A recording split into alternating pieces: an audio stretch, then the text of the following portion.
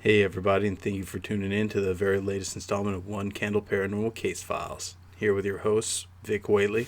And Marcus D. And today we're talking about one of my favorite humanoid encounters, the Flatwoods Monster.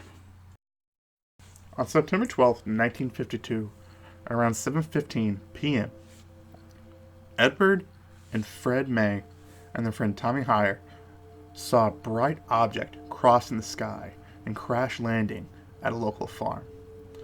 Upon seeing the object crash, the boys went to the home of the May brothers' mother, Kathleen May, where they told the story of seeing this UFO in the sky crashing at the farm. Ms. May decided to go investigate what the boys saw. The group was added to the inclusion of Neil Nunley, Ronnie Schaefer, and 17-year-old National Guardsman Eugene Lemon. They traveled to the farm in an effort to investigate what the boys had seen crash. At this point, Lemon's dog went charging ahead, barking at something unseen.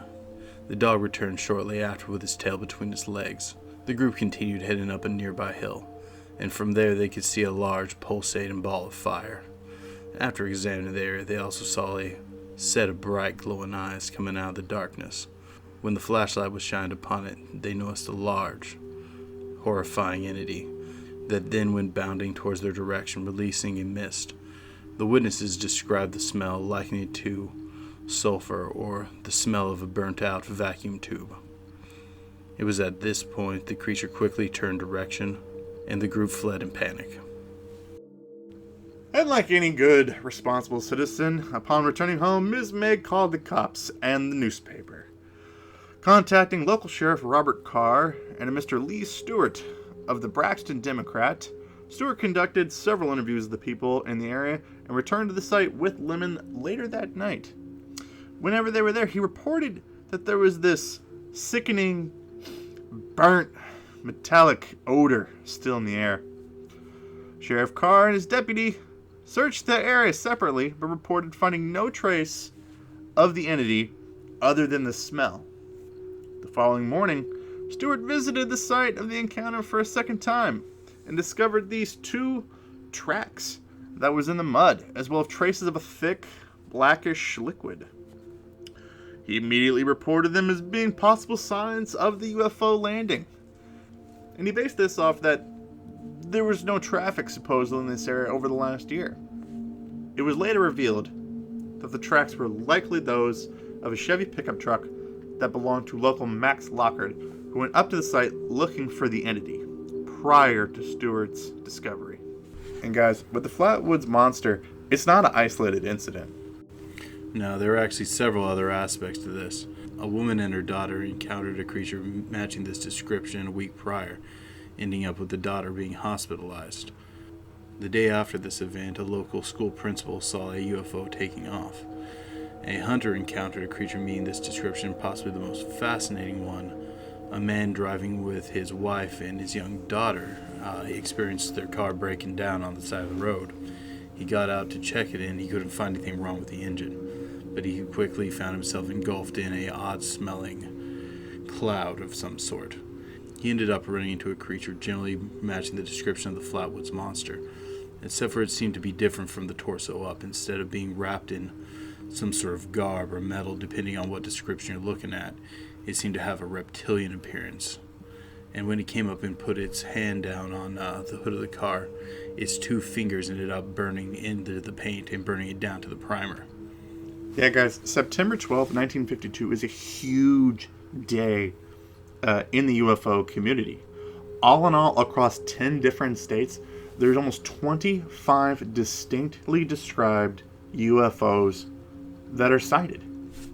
And 4 of them are described as falling from the sky with bits falling off of them and engulfed in flames, just like the Flatwoods Monster UFO sighting.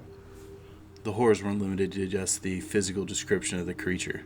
There were some medical or even possibly chemical aspects to it, weren't there, Marcus? Yeah, like we said it before, like the people that encountered this creature all had irritation of the nose and throat, vomiting, convulsions, some nasty side effects of seeing it. It's believed that this is all tied into the mist the creature released, and almost everyone from that initial encounter later died of either throat or lung cancer.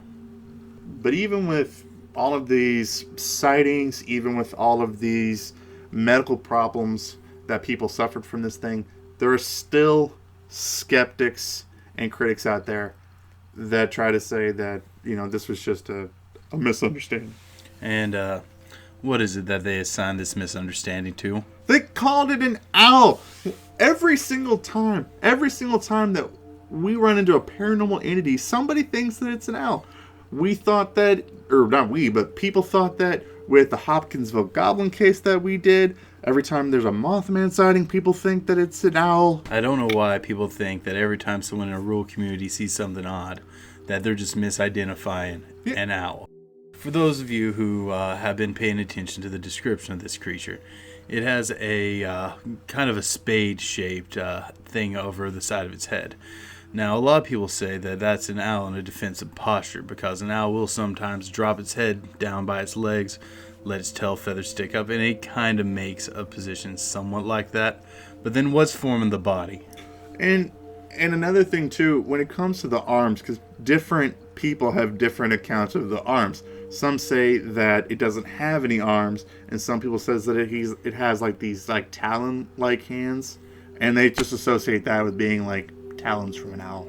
I don't even know what to say. It just seems like people are just throwing out whatever they can think of and go, oh, well, that's clearly the answer. Clearly it was owls. And the second thing with the fireball in the sky, the actual official government report, if you look in Project Blue Book about this incident, was that this was a meteor. But we all know how it works with Blue Book cases. Yeah. Blue Book was not as much of a joke like with Project Grudge and Project Signs before that, but it's still pretty bad with trying to go out and just debunk every single thing that's out there. I'm surprised Blue Book didn't just say it's another case of swamp gas. And another reason why I don't think that this was a meteor, if you look at the documents that are obtained, then you can obtain these through the Freedom of Information Act. At this time, several federal, local police, and other government agencies on September 12th were flooded with inquiries and complaints about seeing these UFOs in the sky. This does not happen with meteors in the sky. Not with the amount of panic that people are calling in about this.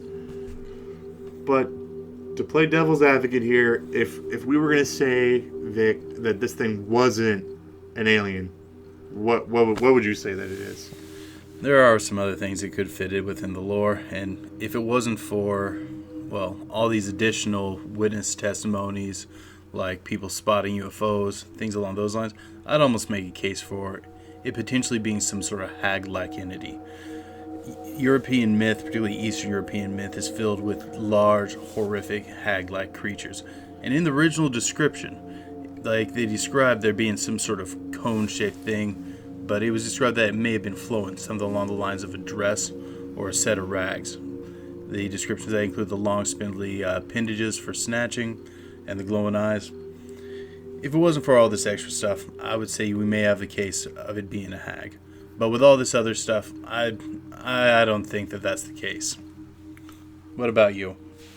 I know you hate to say it. Like, I get it. Now, I'm not the one to quickly jump to saying something is a demon, yet for some reason I always seem to have to throw the idea out there. I mean, I could get where this is coming from. I mean, looking at the descriptions, it's a flaming ball falling from the heavens, a smell of sulfur in the air, talons, yellow glowing eyes, a hissing sound, people fleeing in panic. I could see someone making the argument for a demon, but I'm just not convinced of that. I think this is too widespread of a phenomenon around the area at the time for it to be demonic. Demonic things tend to be a little more localized. So yeah, I'm not getting on that train. Although the lore does support possible aspects of these, I don't think either of us are convinced. I think we think this is something extraterrestrial. Am I wrong here? Oh yeah, I mean, it's just it's a massively seen phenomenon across multiple states of people seeing these UFOs in the sky. I mean, I don't see how, if we were going to try to label this as something paranormal, it could be something other than a UFO and an alien. And a lot of that has to do with how the government seemed to have been responding to UFO phenomenon leading up to the Flatwoods Monster incident. Prior to the Flatwoods Monster incident, in like the late 1940s, you have the U.S. government having what's known as Project Grudge. And Project Grudge was what the Air Force used in order to investigate UFO phenomenon, and it was a pretty big joke because pretty much everything involved in Project Grudge was going out and debunking every single UFO phenomenon, all the way till it was pretty much closed down in 1949 and left with only 2 guys left to essentially run investigating UFO phenomenon. And 1 year prior to the Flatwoods incident, on September 10th, 1951, you have the Fort Mammoth, New Jersey incident, in which there were several UFO phenomenon seen above the skies of New Jersey. At this point, after that incident, you have Project Blue Book come out. And while people claim that Project Blue Book was a big joke, the one thing about Project Blue Book that was different than Project Grudge was in Project Blue Book, their actual mission was to evaluate to see if UFOs posed a threat to national security. So here you have the U.S. government taking a step to thinking maybe this is a dangerous phenomenon. And then 1 year later, 25 unknown flying objects are in the skies on the eastern seaboard. 4 flaming objects are sent to the ground. Yeah, I think that might be the United States government responding to something a little bit more than meteors. Now, if it is an alien, one thing that I've been thinking about is we have several sightings of activity in this area, and given its general description, particularly with the cone-like base, the fireballs falling from the sky, I almost feel like we might be dealing with a situation where several of these were dropped in like drop pod or drop suit sort of scenarios, seated over an area for who knows what sort of reason. Maybe to look for something, maybe to assess for valuable sites within the area. The reason behind it, I'm not really sure. But it kind of seems like some extraterrestrial force took an interest in this area, and these were the drops to kind of scout it out. Hey guys, thank you for checking out our newest Paranormal Case Files. We hope that you guys enjoyed this video because I know that we had a good time making it for you guys. We don't talk about UFOs enough. We really should. Yeah, it's a topic that we plan on engaging in a bit more in the future. And remember, if you enjoyed this, like, share, and subscribe. I also want to give a big thank you to Wayne Kenyon of UFO Central 1. That's his Facebook group, for helping us out with the research. Yeah, you guys, we'll put a link to his Facebook group below. Check it out. It's a great group on Facebook if you guys are interested in UFOs. But don't forget, keep believing. Because we'll keep listening.